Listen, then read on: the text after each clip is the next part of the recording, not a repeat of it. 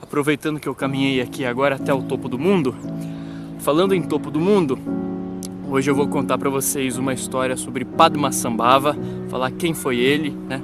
E como ele levou o budismo até o Tibete e o que eu aprendi com ele.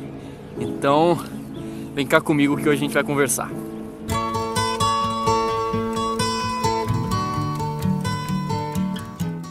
Bom, dessa vez eu vou trazer aqui pra gente um dos grandes vultos, um grande iluminado ali do cenário do Tibete. Quem foi Padmasambhava? Padmasambhava foi o sujeito responsável por levar o budismo ao Tibete. Não, o Tibete não foi sempre budista, não. A religião nativa do Tibete é o Bon. O Bon é uma tradição xamânica do Tibete. Tem também toda uma tradição de iluminação espiritual, tem um pouco dessa pegada. Peraí que pegou uma sombrona aqui agora, peraí. Deixa eu caminhar para esse canto aqui que tá melhor. Daqui a pouco vocês vão ver meu rosto de novo, por enquanto eu fico na penumbra. O Bon então tinha essa pegada de iluminação também, tinha lá os grandes iluminados da coisa toda. Tô falando em iluminado, eu preciso de luz. Luz. Pronto. E aí o que acontece? Mas eles tinham também uma tradição magista muito forte lá com o Bon. Lá pelo século VIII da era cristã, veja como isso é recente, relativamente recente. O rei do Tibete da época patrocina a ida de sábios budistas lá pro Tibete. Cara, desculpa que eu dei uma cortadinha no vídeo porque eu tava dobrando a esquina ali na trilha e tinha um casalzinho namorando. Eu passei como quem não queria nada. Fingi que eu tava falando por vídeo com algum amigo meu, que eu não tava gravando nada, que era só um lero. Aí passei como quem não quer nada. Então vamos continuar aqui a história de Padmasambhava. Tinha um rei lá, e esse rei patrocinou a ida de dois sábios. A princípio, na verdade de alguns sábios, mas a princípio dois sábios mais importantes. O primeiro foi lá, não deu certo, e o segundo foi Padmasambhava. Quem que era Padmasambhava? Padmasambhava...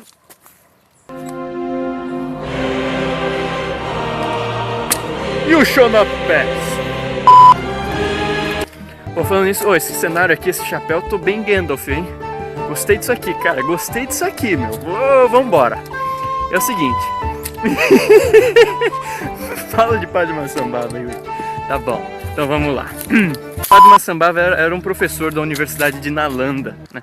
A Universidade de Nalanda era uma universidade budista, um dos maiores centros de conhecimento espiritual da Ásia, ficava na Índia. E aí o rei chama Padmasambhava a ir lá para o Tibete para pregar o Dharma, né? Para levar o budismo até eles. Padmasambhava vai. Só que, cara, dá uma treta. Por quê? Porque a tradição Bon lá no Tibete, você tinha o quê? Se eu não me engano, 16 mil anos, 18 mil anos, algo em torno disso. Então era uma coisa muito antiga, ou seja, era uma egrégora já muito consolidada, uma egrégora muito forte. Cara, lógico, né? Quando você lida com egrégora, você tem que ter uma certa visão de contexto. Porque assim, primeiro que deu problema político, imagina, você chega lá num lugar que tem uma baita de uma egrégora, pra onde que a gente vai? Pra cá ou pra cá? Nós vamos pela esquerda hoje, não, ó, pega aí, hoje nós vamos pela esquerda, hoje eu tô de chapéu preto aqui, tô de Yuri das encruzilhadas, tem uma encruzilhada aqui, então nós vamos pela esquerda hoje aqui. Vamos lá. Salve os guardiões. Então você tinha uma egrégora lá muito consolidada, primeiro que deu problema político, na coisa toda. Você tem contexto religioso estabelecido no lugar, aí chega um cara para pregar outra coisa. O que acontece? Não é bem-vindo de imediato. E teve outro problema, que foi uma questão espiritual, uma questão de assédio espiritual que Padmasambhava sofreu ali.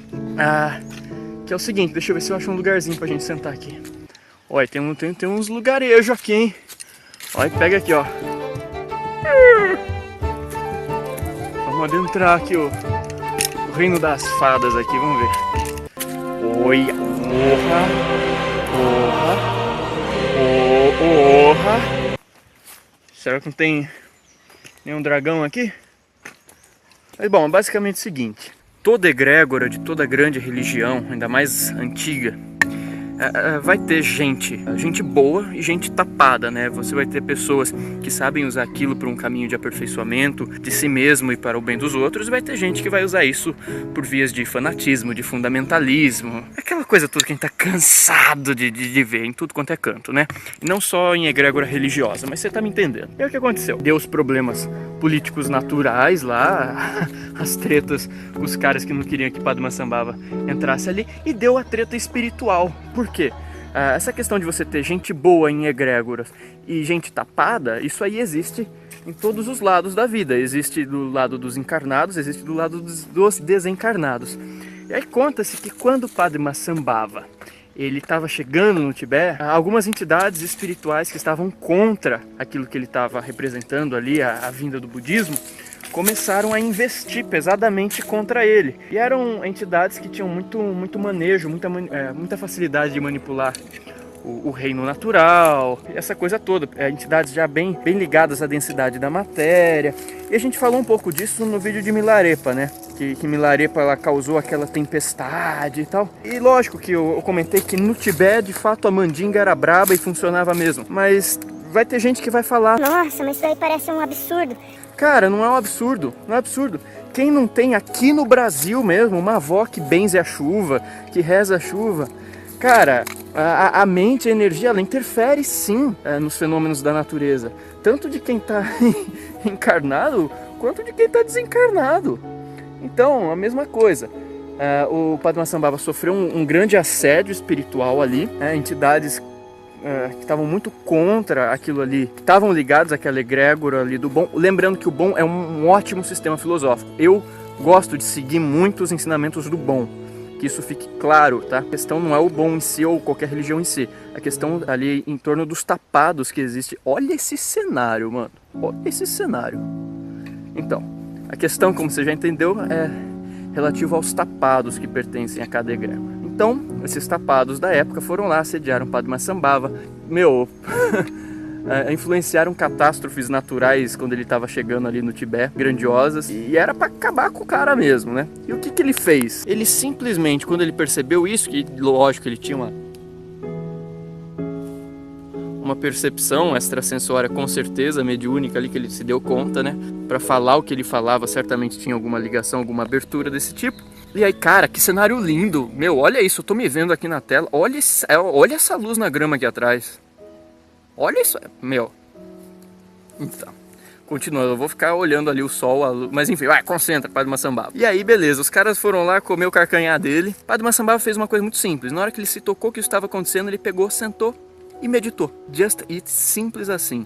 Simples assim, ele sentou e meditou. E aí ele atingiu um estado tão profundo na meditação dele, de conexão com absolutamente tudo, irradiando aquela luz imensa, ainda muito mais visível para quem estava no astral ali. E aquelas entidades, ao testemunharem aquilo que estava acontecendo, se comoveram profundamente e se converteram, fizeram votos de converter a sua ação e de, ao invés de atrapalhar Padmasambhava, passaram a ajudar Padmasambhava, fizeram um voto de virarem guardiões do Dharma, guardiões de todos os praticantes das linhagens ali oriundas do trabalho de Padmasambhava.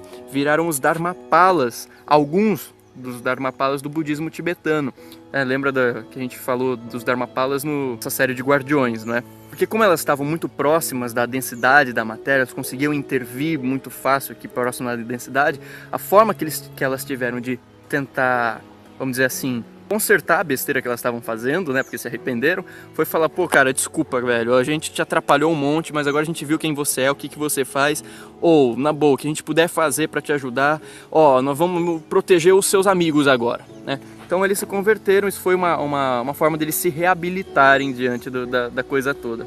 E aí, lógico, depois o Padmasambhava chegou até o Tibete, levou o budismo lá, e aí o budismo se misturou, né, fez aquela amálgama junto com a tradição xamânica natal, o Bon, e você tem ali o nascimento do lamaísmo, do budismo tibetano, do budismo tântrico do Tibete, do budismo vajrayana, que é muito particular ao Tibete, tá? É uma forma específica de budismo que tem lá, é do Tibete. Você vai pegar budismo de qualquer outro canto, é ligeiramente diferente, os traços culturais e tal são ligeiramente diferentes. Então Padmasambhava é o grande iluminado ali que levou o budismo ao Tibete. Agora tem uma coisa nessa história toda, vamos andar, peraí, deixa eu pegar uma coisa. E tem uma coisa ali que fica muito clara com essa história de Padmasambhava, que é o seguinte, veja, o cara manjava e ainda assim, olha essa trilha, e ainda assim ele foi assediado, né? Então qual que é a lição que Padmasambhava deixa pra gente aqui? É basicamente o seguinte, cara, não importa se você manja. Não importa se você manja. Manjar da coisa não vai fazer com que você se livre dos problemas, dos desafios pertinentes àquele campo de vivência a qual você está se consagrando. Então a grande questão aqui não é se você manja de alguma coisa, se eu manjo de alguma coisa. A questão aqui é o que a gente faz. Veja, o que a gente faz com aquilo que a gente manja. Porque só manjar não é o suficiente, só ter conhecimento não é o suficiente. A gente está na era da informação, qualquer um tem acesso a qualquer informação, a qualquer conhecimento, qualquer um pode dar aula de espiritualidade, de qualquer coisa que tiver por aí. Entra no Google, passa uma tarde no YouTube, vira especialista, assiste uma porrada de palestra. Isso é fácil demais, a questão é, o que a gente faz com aquilo que a gente manja? Padmasambhava mostrou isso, o cara manjava, foi lá e não obstante foi assediado. Os caras não estavam nem aí se ele manjava ou não. A grande questão é o que ele fez com aquilo que ele manjava, né? O estado interior que ele conseguiu manifestar.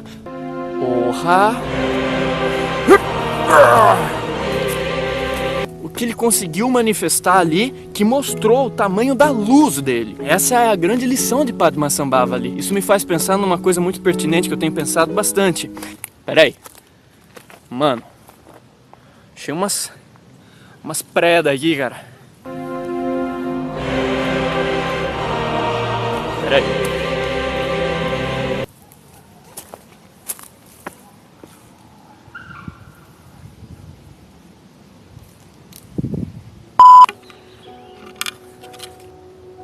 Então, uma coisa que eu tava pensando recentemente é o seguinte, duas coisas que me irritam um pouco no cenário de convívio com gente espiritualista, sabe? Que hoje tem bastante. Por um lado é muito bom, claro, mas também tem muita questão de modismo, né? Tem duas coisas que me irritam um pouco em relação a convívio com gente muito espiritual, que é ver duas características. A primeira é inteligência sem bondade e a outra é bondade sem inteligência. Muita inteligência sem bondade e muita bondade sem inteligência. Essas duas coisas não me agradam. Não me agradam nos outros e também não me agradam em mim. Quando eu percebo que eu estou sendo muito inteligente, usando muito conhecimento, deixando um pouco a bondade de lado, isso me deixa alerta, da mesma forma como quando a gente está sendo muito bondoso e deixando um pouco a inteligência de lado. Lógico que existe um equilíbrio muito tênue, é uma questão muito difícil da gente equilibrar isso daí, questão de exercício constante, mas Padmasambhava ensina isso. A bondade com a inteligência, a ação com o conhecimento, a prática com a teoria, e é um fio da navalha para todo mundo, para mim, para você, para qualquer um. E Padmasambhava vem mostrar que, na verdade, você pode conhecer qualquer coisa. Isso não te isenta de absolutamente nada. Mas talvez aquilo que você faça transmutando aquela informação em ação seja justamente a chave para transformar uma situação que se apresenta como negativa numa possibilidade de crescimento, de construção, de transformação para a sua vida. Então a grande questão aqui é, se a gente está num caminho consciente, tentando fazer o melhor da gente, e ainda assim aparecem desafios, esses desafios estão ressoando com algo que nós podemos lidar, de alguma forma, senão isso não estaria na nossa experiência. A questão é, o quanto a gente foge, ou quanto a gente age, não sendo nem unicamente inteligente demais, nem unicamente bonzinho demais. Gente, agora... Olha só. Obrigado pela companhia na caminhada, não faço a mínima ideia em que fim de mundo que eu tô agora. Fui andando e vamos voltar. Nossa, olha lá embaixo, que legal. Tchau pra vocês, obrigado pela companhia. Abração ao Hugo Lopes que fez o desenho pra gente, a ilustração. Se você curtiu, senta a testa aí no botão de like, se inscreva no nosso canal se não está inscrito. Até a próxima, fica na paz, brilha sua luz e cadê ele? Um abração, ó, do tamanho do sol.